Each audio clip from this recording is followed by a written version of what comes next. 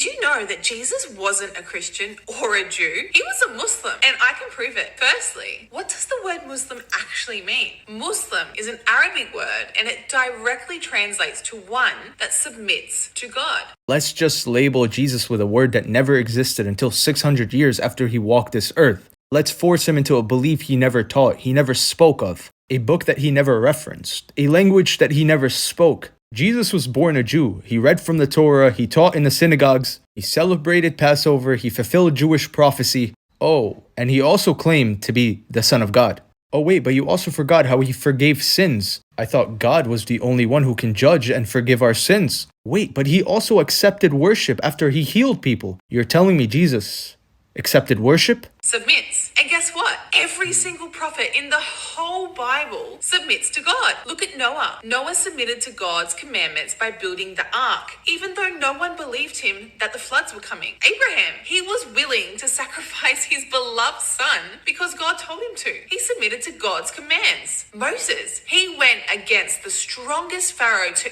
ever live because God told him to. Moses submitted to God. And you're right, Noah, Abraham, and Moses all submitted to God's will. But Noah didn't pray toward Mecca, did he? Abraham didn't fast during Ramadan, did he? And Moses didn't recite the Shahada, did he? So how come they didn't follow your 5 pillars? Oh, because they never existed during that time. Now, Jesus, the whole New Testament is proclaiming Jesus submitted to God's will. He prayed to God. He said he can do nothing on his own. He can only do the will of the one who sent him. He also says that all the miracles are done through him from God. And on his last and final sermon before facing death, he prayed to God saying, "Take my sacrifice, not as I will, but as you will." Jesus is clearly showing the ultimate submission to God. On top of all that, not once is the word Jew ever mentioned in the Old Testament, and not once is Christian ever mentioned in the whole Bible. There is never a label put on any of these messengers. And clearly you didn't read the Bible because the word Jew and Christian are both in the Bible.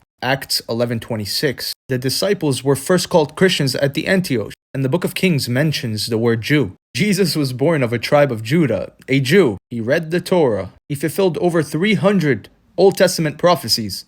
Let's just wipe out a big chunk of history and try to fit him in something that never existed during that time. Not with the prophets, not with Jesus, not anyone until 600 years after.